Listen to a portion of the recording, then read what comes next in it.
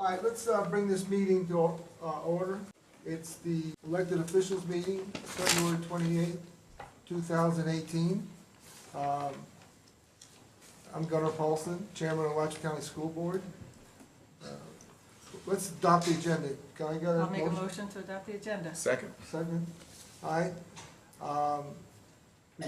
Everybody in favor of the motion? Do we have any discussion? Mr. Jameson, anything you want to say? I'm not saying anything. All right. Okay, no discussion. Everybody in favor of the agenda as presented, please say aye. Aye.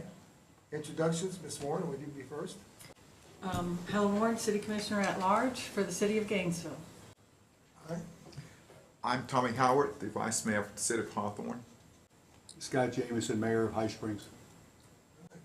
And I guess then I'm Gunnar Paulson, Chairman of the Alachua County School Board. And now, Ms. Wynn, Suzanne Wynn. Good afternoon, esteemed elected officials and school board staff and community members.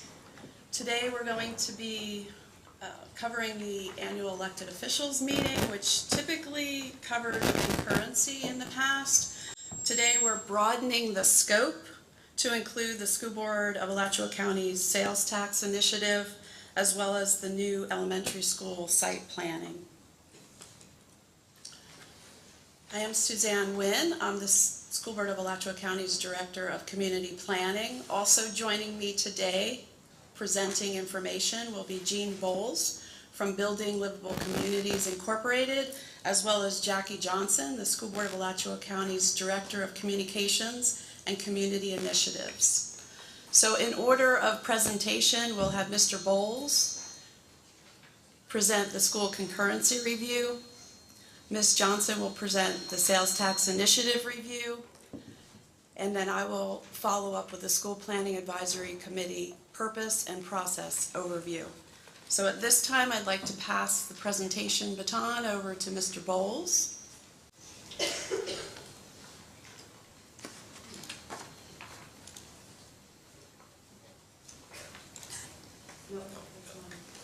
Oh, sorry.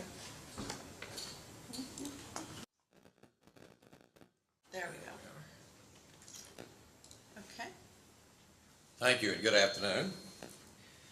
This is the annual meeting of the elected officials to discuss school planning and school concurrency. We have provided you a report identified as the annual report 2018. We provide this report each year. And it's essentially an update of where the school district stands and also related to development that's occurred in the community during that period of time. I'm going to cover some key points and leaving it to the report if you want detailed information on the individual schools and so forth. Let me say that, again, we are the interlocal agreement that links the local governments together with the school for purposes of planning is the document that largely makes that linkage, and here you see essentially the requirement in the interlocal agreement for the annual report. Our adopted level of service, essentially the relationship of enrollment to capacity, is 100%. That is adopted in the comprehensive plans of each local government and carried through into the interlocal agreement. Can we get the other TV screens on? So when we're talking about capacity deficiencies and so forth, we're talking about 100% of the program capacity. That can also be described as what's called fish capacity. That's Florida inventory of schoolhouses. In other words, how many seats are there in the school that can accommodate students. Now, we link the school capacity together with the residential development through something we call the student generation multiplier. I showed you simply two slides from Alachua County. The one on my left, left of the screen, are the residential address points in the county based on the property appraisers data. And then on the right, the student addresses. We essentially match these. Students to the housing type. We look at single family, multifamily, townhomes, condominiums, apartments, and then group them into single family and multifamily for purposes of creating this relationship. And the student generation multipliers that we have actually been in place for a couple of years, we redo this periodically to make sure that these relationships remain the same. But every 100 single-family units, and that includes mobile homes in our analysis, they perform in a very similar way, will generate about 15 elementary students, 7 middle students, and 9 high students. Multifamily, if you have 100 units, it'll be 8 elementary students, 3 middle, and 3 high. Now, as you might suspect, the multifamily in Alachua County tends to generate fewer students than they might in some other community. That's because of the university, essentially. A very high percentage of our multifamily is within the city of Gainesville, and a lot of that's associated with the university. But essentially, these numbers come from the matching of where students live to the residential types that are very precisely using the property appraiser data and then school data that's geocoded to address. Now, what we want to talk about essentially is where we were and where we are headed based on the current information. Each year we receive a new student enrollment projection from the Department of Education. We call it the COFTE projection. That means the capital outlay full-time equivalence. And that, in fact, that projection is done for actually all grades, but it's assembled in terms of elementary, middle, and high, which is the way we analyze the information. This is the chart that you see in front of you is the total enrollment. That's all grades, elementary, middle, and high. At the top, you will see the total capacity. Currently, about 30,647 student our fish capacity student stations, and you see an increase to the 31,420. That's anticipating construction of an elementary school, which you'll be talking about a little bit later in the meeting. The projection that we are required to use the state's projection. This does not always match up with our own data in many cases. We usually have more students actually in the school than they project, a variety of reasons for that, but that tends to be a fairly universal circumstance. The 2017 COFTA, one you see, it's actually the lower one, is the projection that we are required to use this year. We showed you the 2015 and 2016 by way of reference in terms of where we were last year and where we are this year. We also have included the 2007 because when we began this process, what's now over 10 years ago, we were projecting for, particularly elementary, the projections for capacity for middle and high were within the student enrollments. But in the elementary area, we actually expected to build 6 elementary schools within 10 years. Meadowbrook was actually built.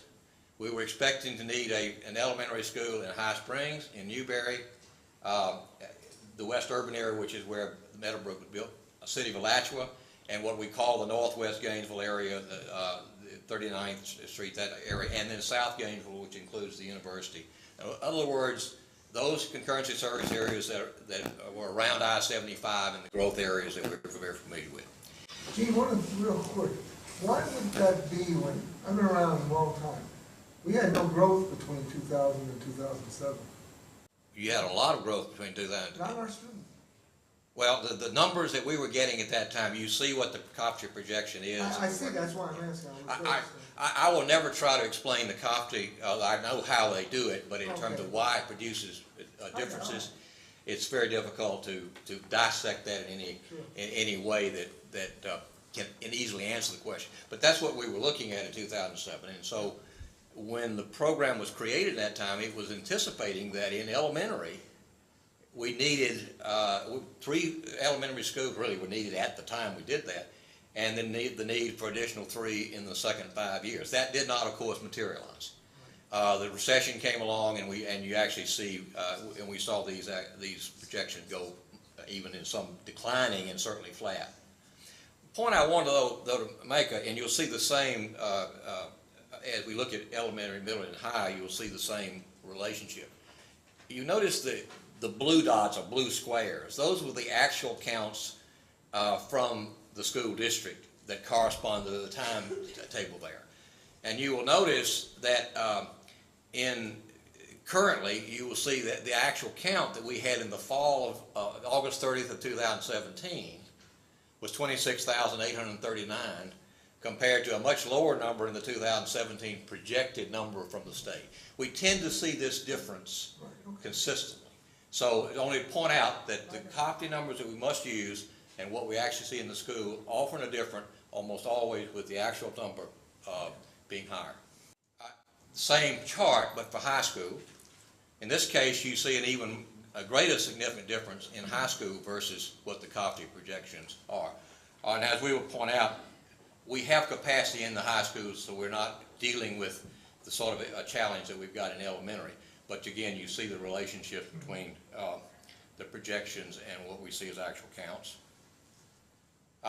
Specifically regarding high schools, when you actually look at percentages in the concurrency service areas, in the case of high schools, in each concurrency service area, or planning area if we want to call it that, there is a high school, and then there are some students that are in special schools and so forth that we would assign to that. So what we're talking about in Buchholz, for example, is primarily Buchholz High with a few additional students in special schools. Buchholz, unlike, you'll notice that the total utilization of capacity in the high schools currently is about 75%. Expected to go to 80% in 5 years and about 82% in 10 years. In the case of Buchholz, Buchholz is a lot of its capacity as an individual school and current service is high. 91% now, 97% in 5 years, and almost at full capacity within 10 years. And then you see the others, some quite different depending on where you're talking about. Middle schools, same essential chart.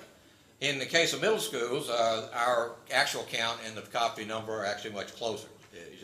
Again, I can't tell you why that necessarily is true, but it is the case as we see the numbers today.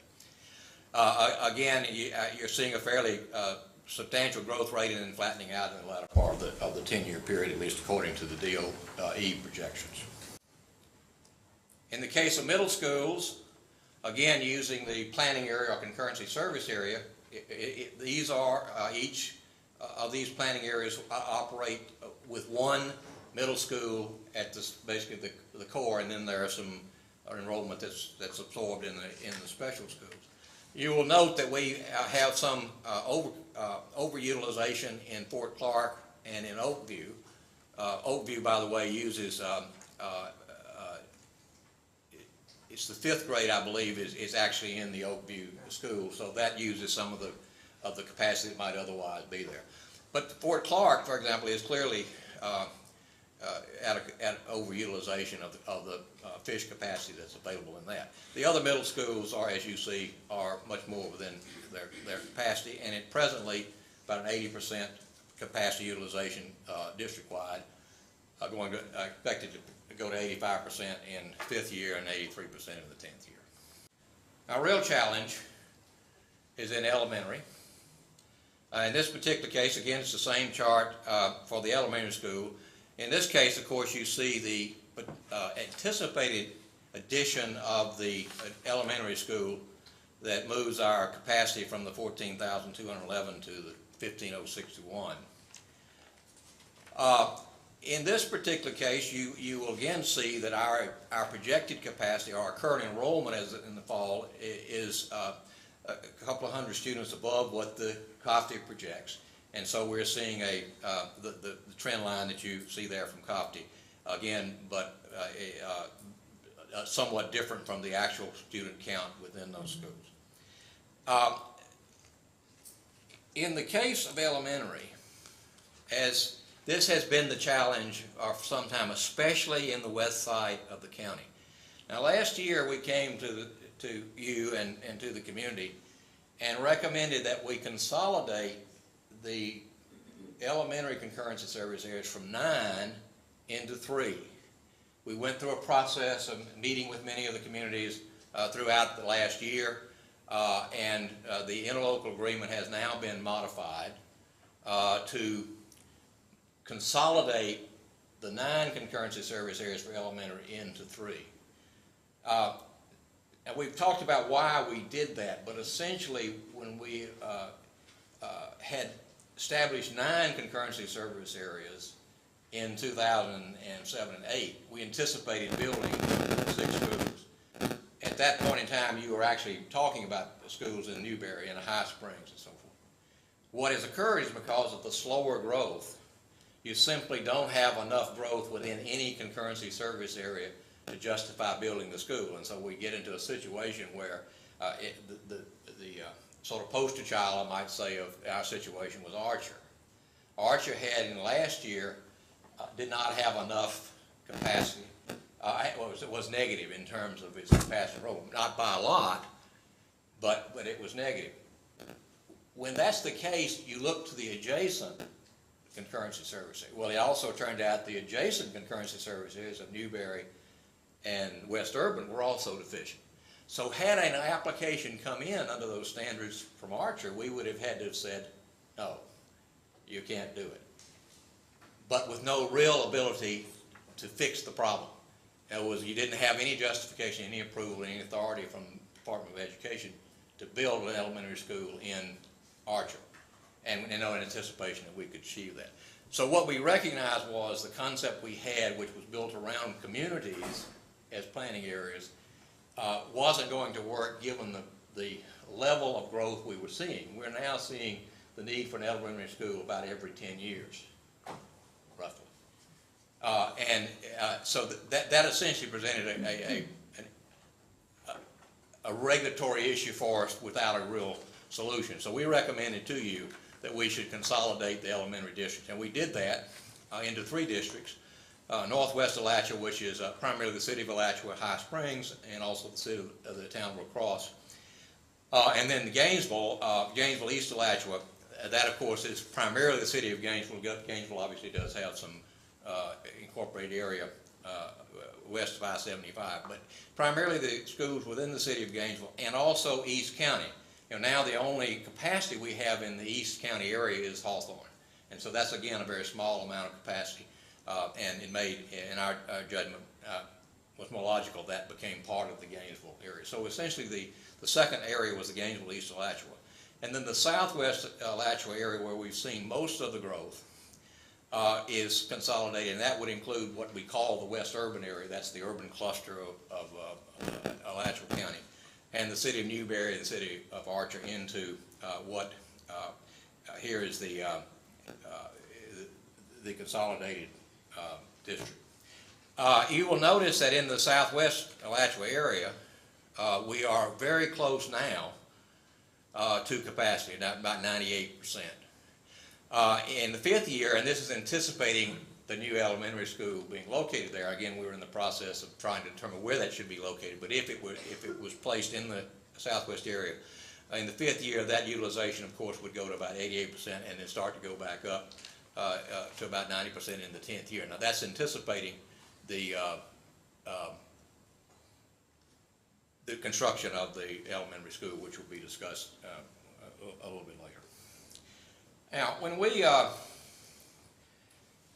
go through the year in applying school concurrency and school planning, when an application for a project, development project involving residential, an increase in residential, net number of residential units, we have a process in place whereby the school board has an opportunity to review those applications that come from the local governments, essentially in 2 levels.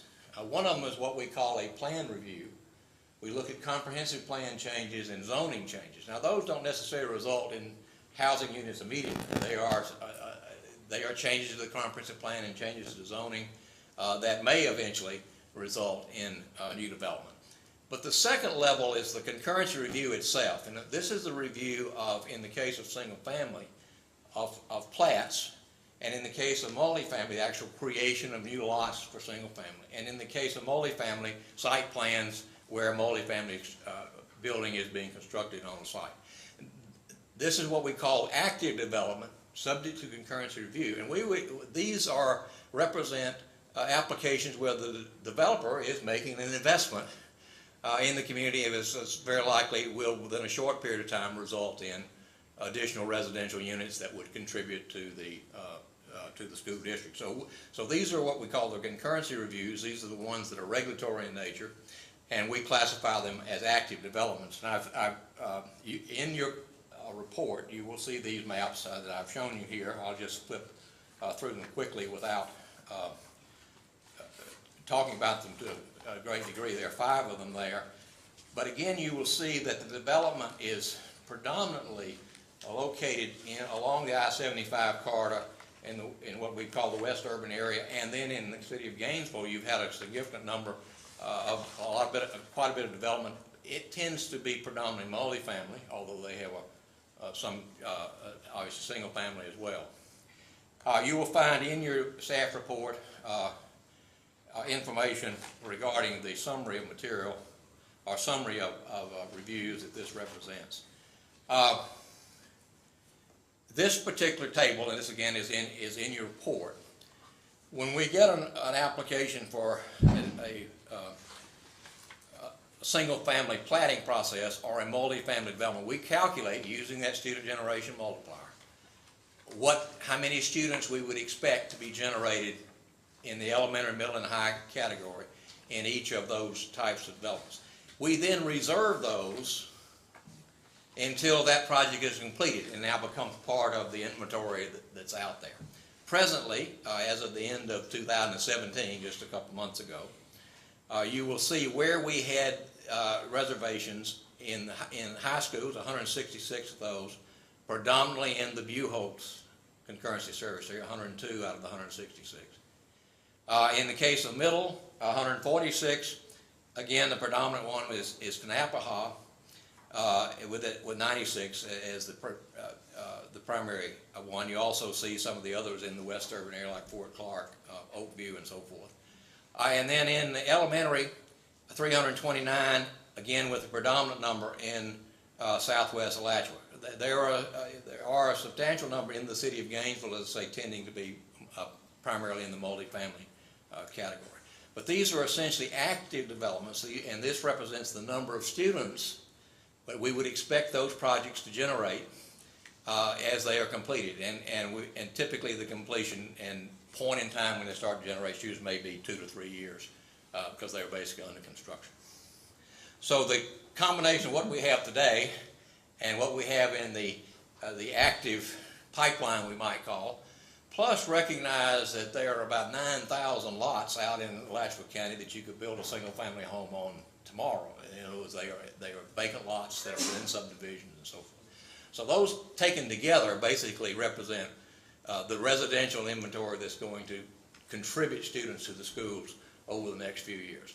And the projections are intended to capture those projects that are underway and anticipated as we move forward. A summary of that was the growth concentration that underpins the information we've given you is primarily in northwest Gainesville, south Gainesville, and particularly in the west urban area.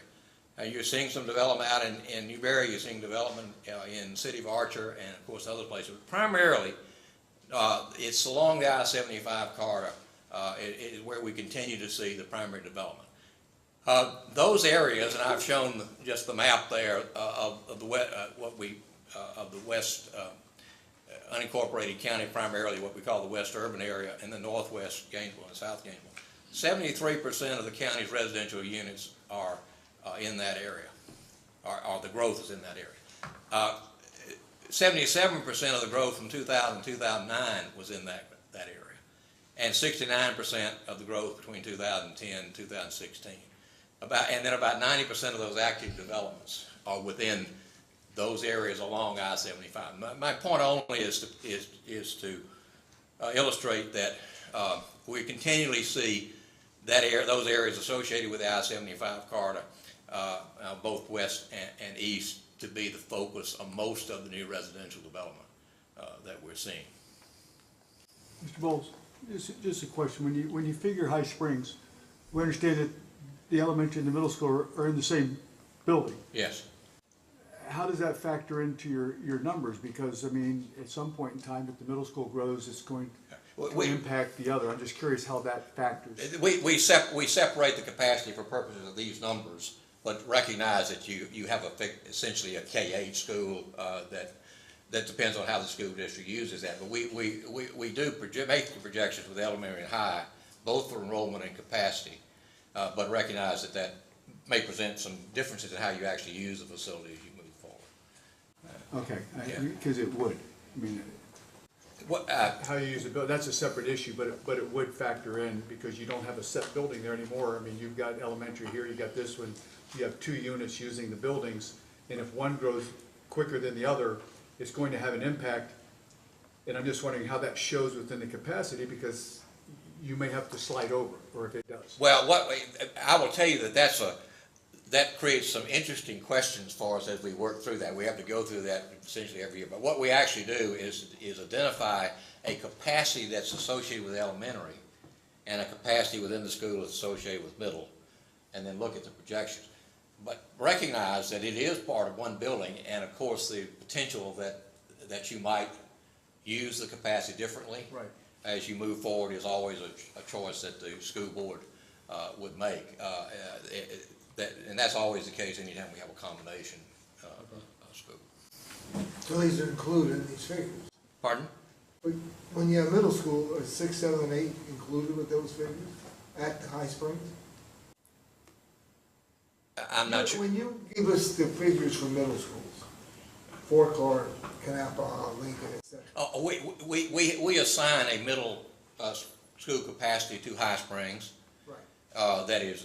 That's the way we calculate that. I understand what Scott was saying, is then you've got to take that building and assign figures for that building to one or the other? Well, I think the point we make is, because the buildings are combined, obviously the school district could decide to use capacity a little differently. Perhaps it might be used for elementary today, and in a few years now it might be used for middle. It presents not quite as clean a calculation, but we do separate it. We use the total capacity that's in the High Springs, and we then assign for these purposes how it's being used today. Right. Now, again, it could be changed in the future because it is a combination school, but what we try to do here is link an actual capacity to enrollment that's in that category. All right. Dr. Paulson? Sorry. Yes. I don't remember the exact number, but if there's 700, room for 700 kids in the overall building, we have like a number of 525 for elementary and 175 for the middle. It's kind of arbitrary, but the 175 will always be used in the middle school calculations, and the 525 will always be used in the Right, elementary, again, as though there were 2 buildings, but there aren't. You divide your building up with that Right. ratio? I don't think the building is physically, it's just, I think it's a number that was settled based on the one building being K-8.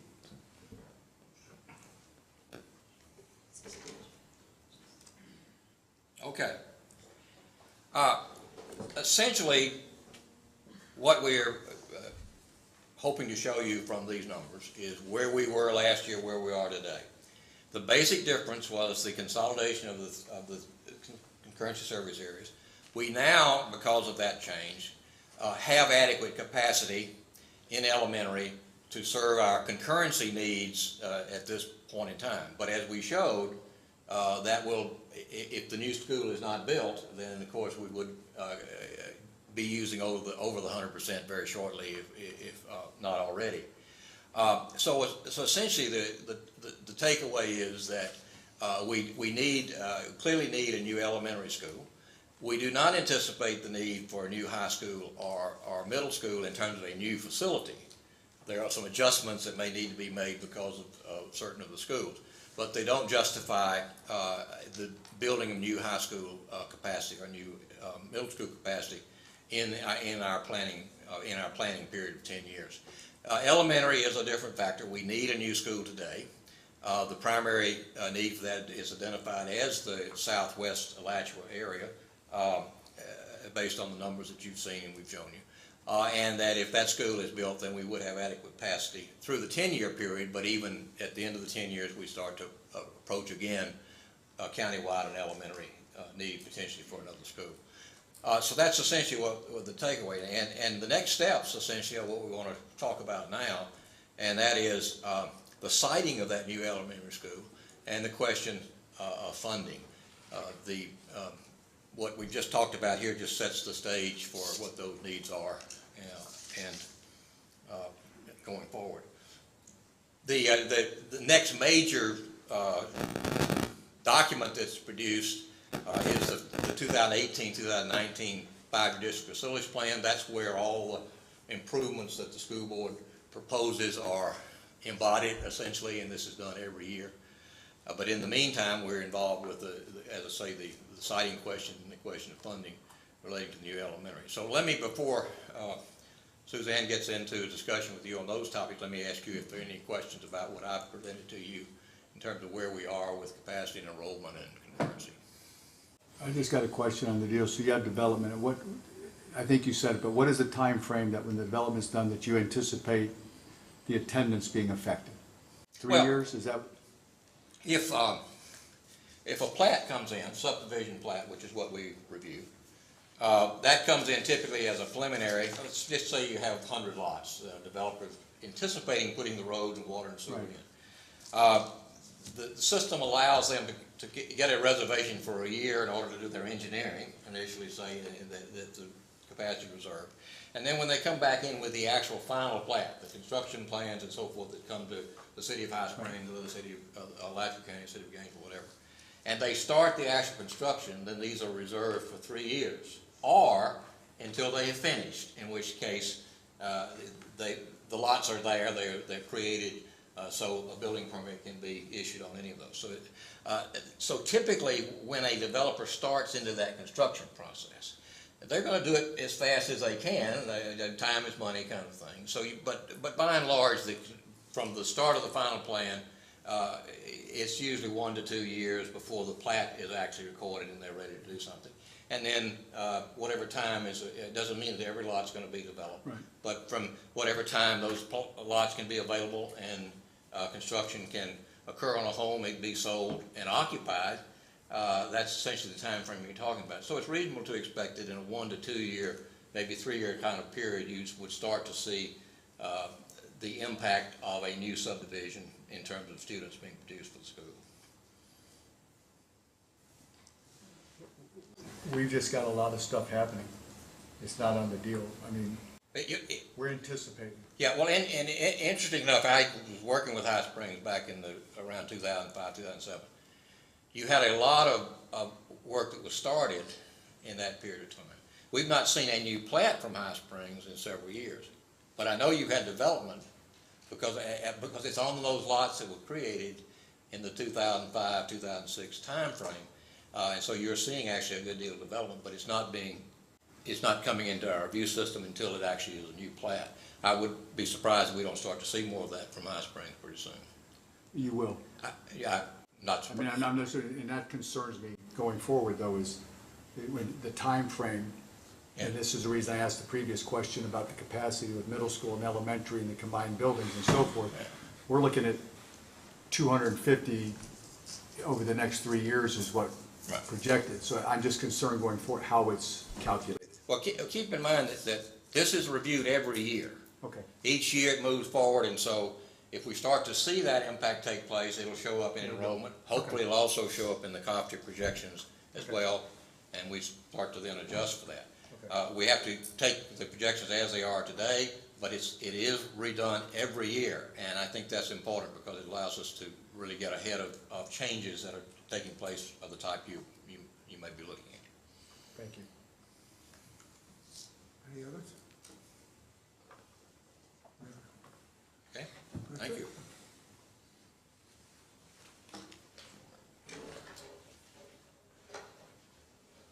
Get yours.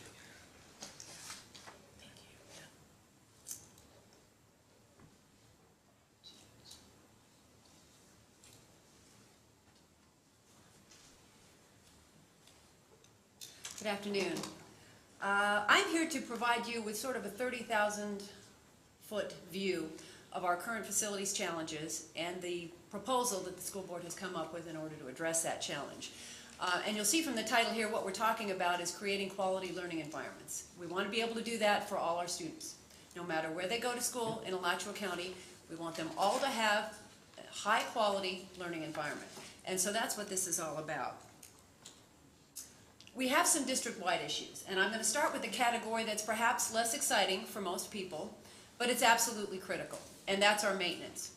That includes things like roofing, air conditioning, flooring, paint, windows, doors, etc.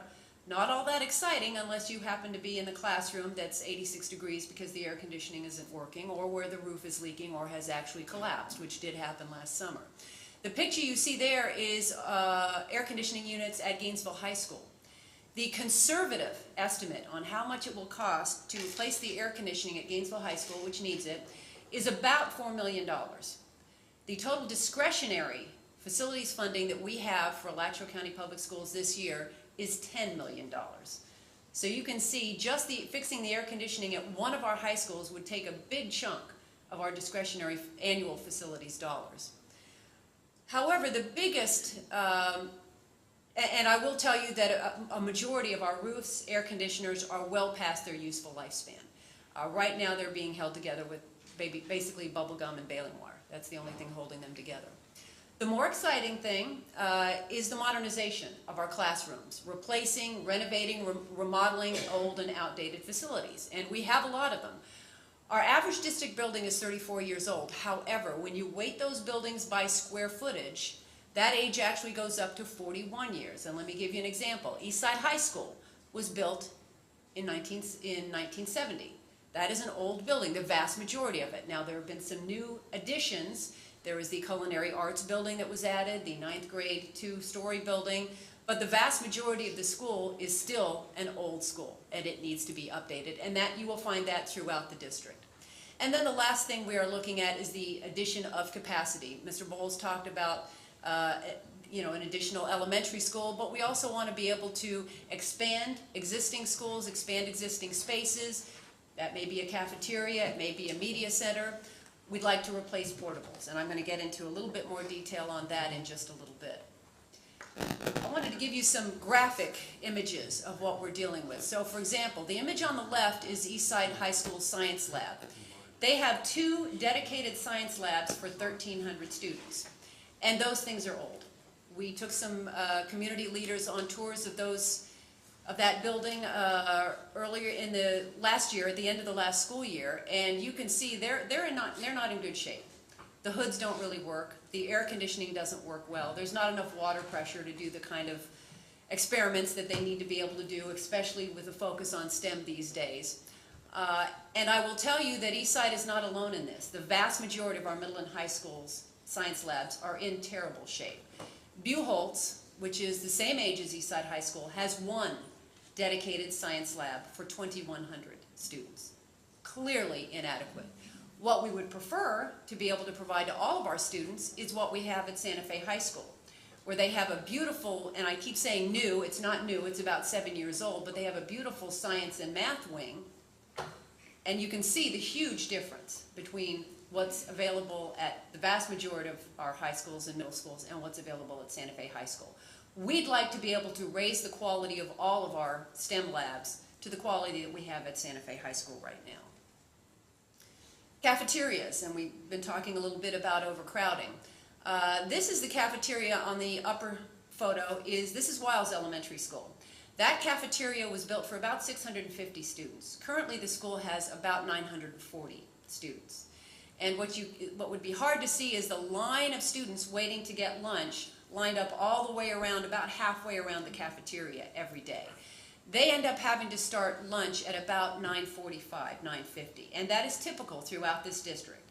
We have an awful lot of schools where students are having to start lunch between 9:30 and 10 o'clock, simply because that's the only way you can cycle students through the cafeteria. What we would prefer to have is what we have at Rawlings Elementary School, a much larger, more modern, brighter cafeteria with more serving line space, bigger kitchens. That's what we'd like to be able to have at all elementary schools in Alachua County, all schools in Alachua County, not just elementary schools. Talk a little bit about our classrooms. Idlewild Elementary School, that is the kindergarten wing on the left-hand side. And you'll see there are some sandbags there. Those are not Hurricane Irma sandbags. Those live at Idlewild Elementary School, because every time it rains, if they don't put those sandbags up, the water flows in to that classroom and other classrooms throughout the campus, and you can see where there's sand from the cafeteria and water stains in front of the doors. That water just flows in. So they have to be prepared if there's any sort of significant rainfall at Idlewild or at many other schools. You will see sandbags living at other schools because of these kinds of issues. What we would prefer to have throughout the district are classroom buildings like this one here at Norton. It's about 4 or 5 years old. This happens to be the school that my grandson attends. And we'd like to have this kind of classroom building throughout our school system. Much more modern, brighter, more infrastructure for technology, and just a better situation for our students, including a walkway. And we'll talk a little bit more about that in just a moment. Mr. Bowles talked about our growth. We've grown by about 1,700 students in the past 3 years. That does not include the 90-plus students we gained this year as a result of Hurricane Maria. We had about 90 students who have come in from Puerto Rico and the U.S. Virgin Islands, and we've welcomed them, and we've had to make a home for them. You never know when a situation like that is going to come up. 16 of our 20 elementary schools are at or above 95% capacity, and a dozen of those 16 elementary schools are over 100% capacity. Conservatively, a conservative estimate is that we have 6,000 plus students in 300 plus portables. Portables are not an ideal situation. This, for example, is the portable village at Finley Elementary School. You would find the same thing at Idlewild, for example. We do have some schools where we actually have more portable classroom space than we have permanent classroom space. Not an ideal situation. Obviously, you don't see any walkways there. We typically don't put walkways with portables because you never know when you're going to have to move new ones in or move some out. The other thing is they're not cheap. Every time you want to move one of these things, even if it's to someplace else on the same campus, you're talking about $15,000 to $20,000 just to move it and to get it hooked up again for water, sewer, electricity, so on and so forth. So we'd like to be able to get rid of as many of those portables as possible. So overall, our goals are to ensure that we have the core facilities, and core meaning those parts of the school that all the students use, the cafeteria, for example, or the media center, or the gym, and make sure that, and the classroom facilities, and make sure they're adequate for the number of students who are projected in our schools. Not just next year, not just 5 years from now, but 10 years from now, and perhaps even longer. We'd like to be able to replace our portables with permanent classrooms. We want to modernize our facilities so that we have optimal learning environments for all students no matter where they live. Technology infrastructure, science labs, renovated classrooms, comfort, and a big one, certainly now, but it was already on our list, was safety and security. So that we have the funding we need to be able to harden our schools. The vast majority of our schools were built long before anybody had to worry about mass shootings. That reality has changed, and it's going to take resources to make some of the fixes that are going to be necessary to harden our schools. And of course, we want to ensure that we catch up and are in a position to maintain all of our facilities on a regularly scheduled basis. We have not been able to do that. We have been in reactive mode. And as a result, just as it is with your car, if you don't do regular maintenance on your car, chances are you're going to end up with problems that are going to be much more expensive to fix later on. That's the situation that we're at right now in Alachua County Public Schools. How did we end up in this situation? Well, I will tell you that the vast majority of our facilities funding comes from two sources. There is the state PICO fund. PICO stands for Public Education Capital Outlay. That is revenue that comes from the tax on landlines. Now, I don't know how many of you still have landlines at home. I happen to be a dinosaur. I do still have one. But a lot of folks don't anymore. So you can imagine what's happened to the revenue that used to go into the PICO fund. What's also happened with the PICO fund is that for 3 years, between 2011 and 2014, the state legislature shifted all PICO revenues to charter schools. All of it. They got some pushback, and since then, what they have done is taken those PICO dollars, cut them in half. Half of those dollars go to approximately 650 charter schools. The other half of those dollars go to the 3,600 or so traditional public schools. So you can see our traditional public schools are getting a much smaller chunk of the PICO pie than they used to. And there are some proposals in the legislature that would cut that amount even further and give even more money to the charter schools. So that's our state PICO dollars. The other primary source of revenues for our facilities are local property tax dollars, our 2 mil. And of course, as you all know, 1 mil is $1 for every taxable, $1 in taxes for every $1,000 in taxable value of a property. Back in 2008, up until for about 70 years, school districts in the state of Florida were allowed to levy 2 mils with simply a school board majority vote of their local property tax owners. In 2008, the legislature cut that amount, cut that cap to 1.5 mils. So in one fell swoop, we lost 25% of our local property tax dollars for facilities. The result has been, in 2006-2007, we were receiving just below $40 million in facilities funding from those two sources. Went down a little bit in 2007-2008, and then when the state legislature made those decisions, look what happened to our revenues. And they kept going down and down and down. And of course the recession didn't help. Taxable value, assessed values of homes went down, and that affected our revenues. So the revenues have started to creep up in the past couple of years, but they are nowhere near back to where they were in 2007-2008. As a result, what you'll see of these red bars are essentially the gap between what we used to receive and what we are now receiving. And when you add up all that red, that comes to about $168 million worth of just facilities funding that we have lost over the last 10 years. And this is not unique to our facilities situation. Our operating funding from the state is also down. It is down 8% per student over the 2007-08 school year, from $49.33 per student to $45.48 per student. That's our operating expenses. And certainly our local school property taxes have not kept up. Our school property tax rate is 10% lower than it was in 2007-2008. And that is even including the voter-approved 1 mil that we have had on our books since 2009. So even with that additional 1 mil, our property tax rate is 10% lower than it was in 2007-2008. And if you look at a home that was valued $125,000 in 1998, 20 years ago, excuse me, yes, that is 20 years ago, that person, the owner of that home, even with the increase in the value of that particular home, and even with the 1 mil, that homeowner is paying just $14 more per year in school taxes than they did in 1998. Over 20 years, and they're only paying $14 more in property taxes. So you can see our facilities needs, there is a big gap between our facilities needs and what's happened with our revenues over the last 10, 20 years. So to address this problem, the school board has decided to place a referendum on the November general election ballot. It's a half cent. It would last for 12 years. All the revenue generated would stay here in Alachua County.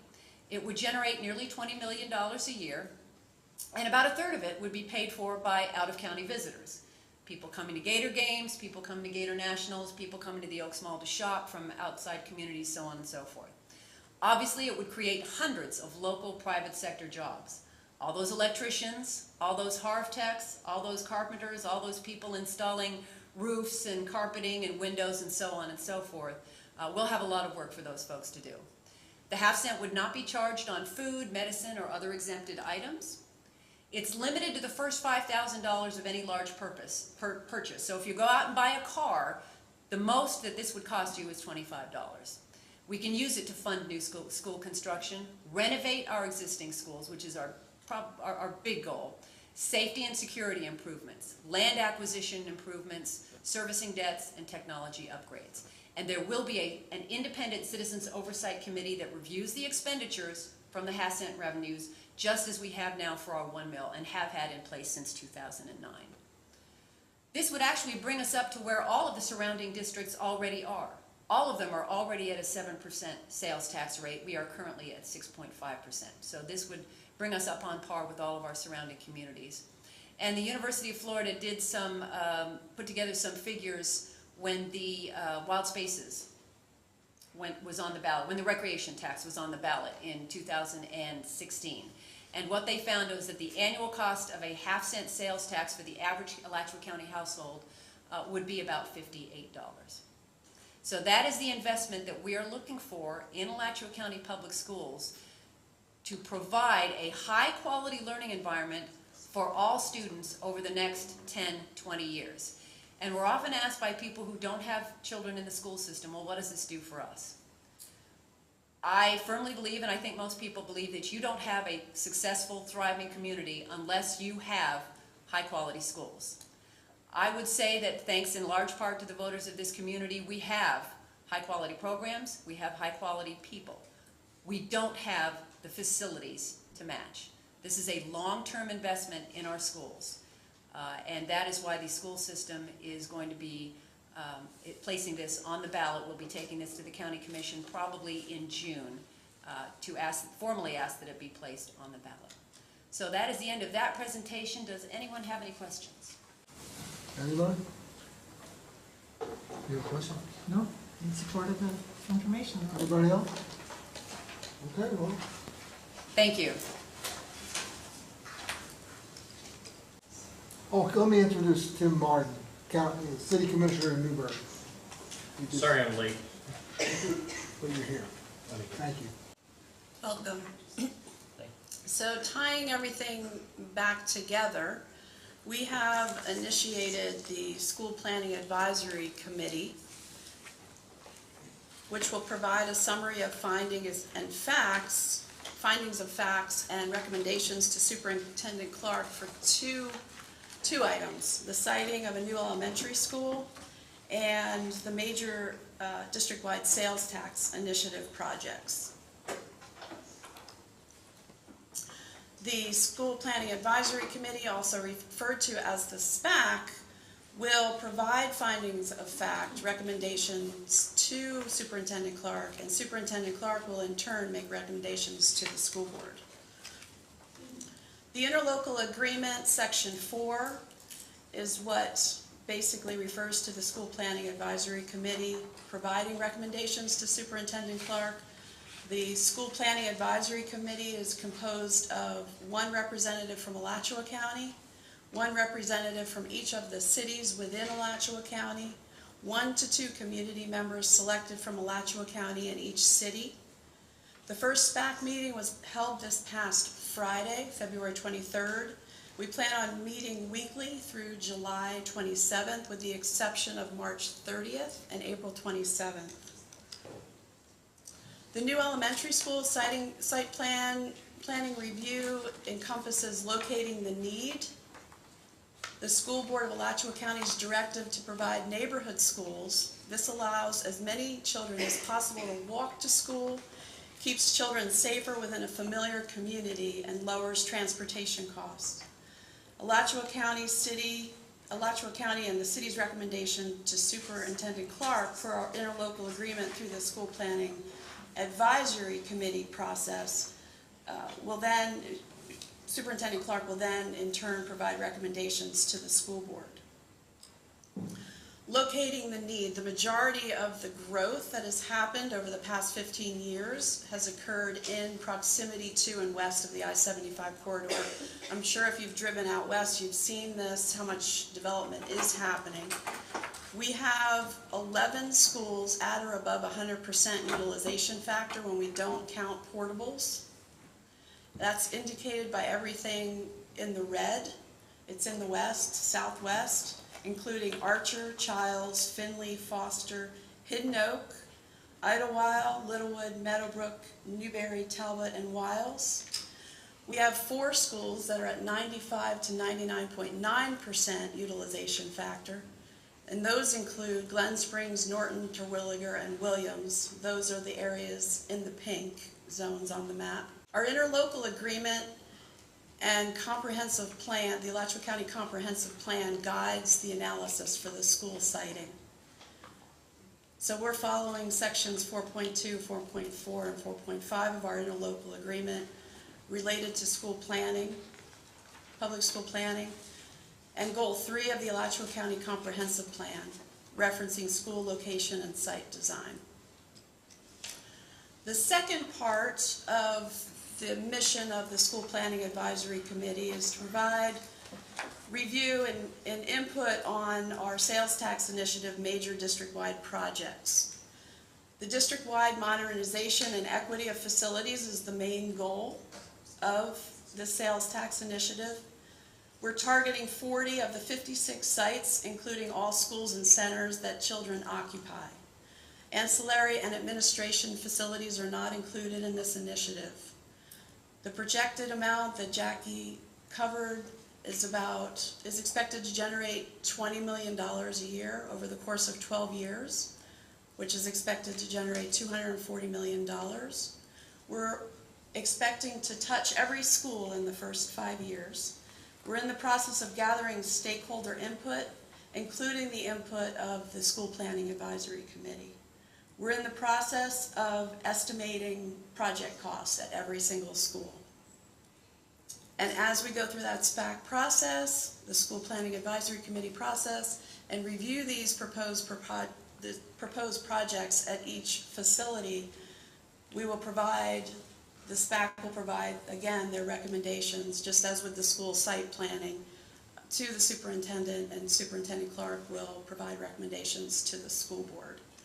So that's basically a high-level overview of the School Planning Advisory Committee process. I feel like we have a lot of amazing opportunity with our sales tax initiative and our new elementary school. I feel like we have a lot of work ahead of us, and I'm looking forward to our cooperative efforts with the Alachua County and cities within Alachua County. So at this point, I'll turn it over to Chairman Paulson for any discussion or comments or questions. Anybody here in the dais, you have any questions?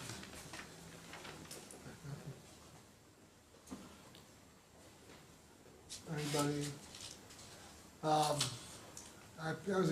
I appreciate the presentation of all 3 of you, and this is something that, you know, it's been coming for a while. I mean, I've talked about the 2 mil for every year for the last 7, 8 years, and it was a disaster coming.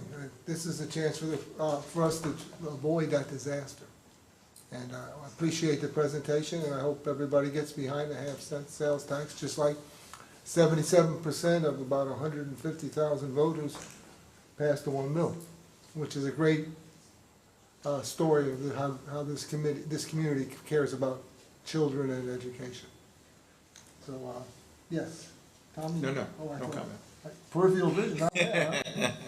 But it's something that we got to do it. I remember when I was president of ACA, my executive board said, "You're crazy. You think you're going to get 1 mil?" And I said, "You better hope I'm not crazy." And luckily we weren't. So that's it. We all right? I'll make it. All right, I need it. Thank you. All right, this meeting's adjourned. Public comment? Public, okay. Yeah, public, go ahead. I thought you had first. Huh? I thought you had asked for that I already. know. Good afternoon. My name is Tina Surton, and I come as a member of the community to express a little concern that I have, not about the tax, the need for the tax, but about the noticing that's been given to community input or membership on the SPAC committee. I learned that such a committee was being formed about 2 weeks before the first meeting was announced, and that was at the sometime in early February when there was a combined meeting, I think it was between the county and the city commission was here and the school board, and it was announced that this SPAC committee would be formed. I saw no notice of it in the newspapers, and as I said, the first time I heard mention of it was here. I reached out to Ms. Nguyen to get information so that I could circulate that and try to get community folks to be a part of that process, since it is something that it's allowed in the agreement here. It seems that you want community input. So I'm just concerned. I don't know about if any of the other elected officials here from High Springs, Hawthorne, Newberry, I don't see anyone from Archer, City of Gainesville. How have you all disseminated that? The assistant city manager from Archer's here. Okay, oh, okay.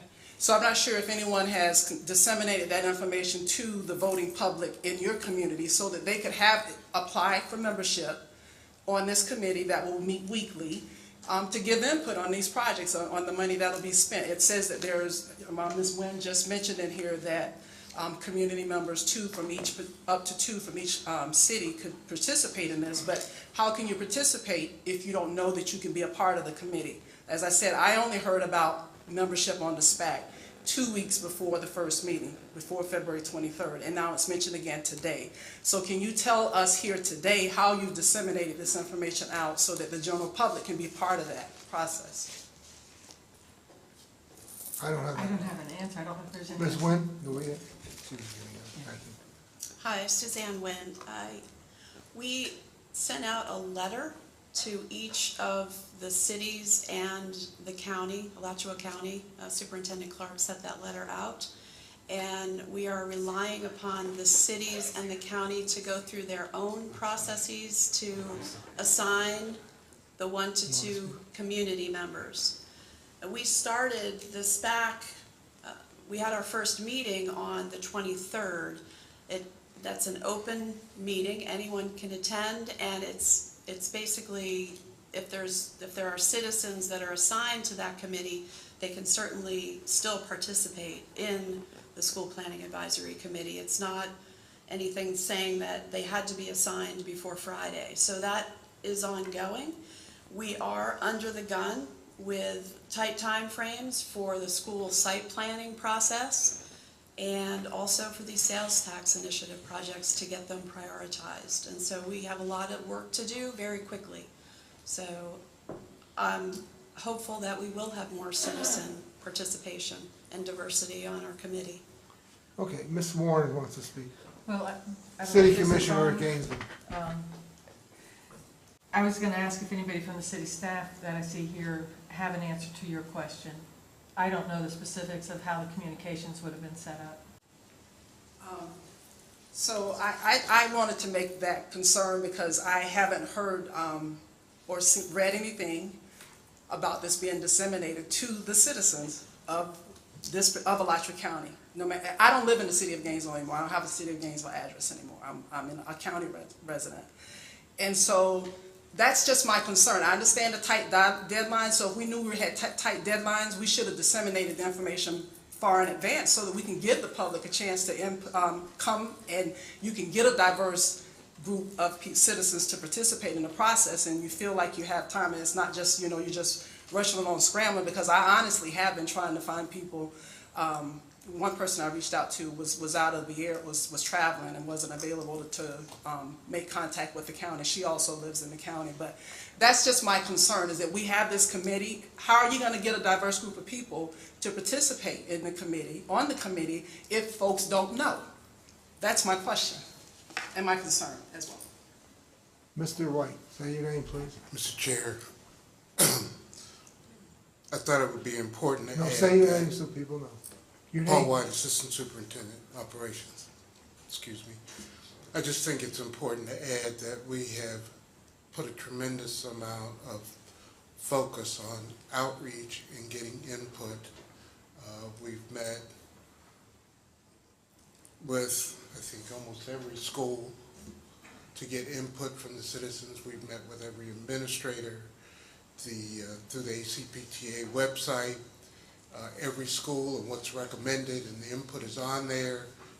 If you want additional input, you have the opportunity to do that. So our focus through this entire process is to be as open and to gather as much input as we can, and we've been doing that for months in terms of trying to assure that whether it's school administrators, parents, PTA, that we get their input, and so we're able to put that into the process in terms of what we determine would be recommendations to go at every school over and beyond what would happen at the new school.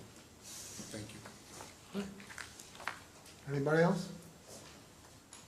Well, thank you very much. Thank you for everybody for being here, and let's go. That's over.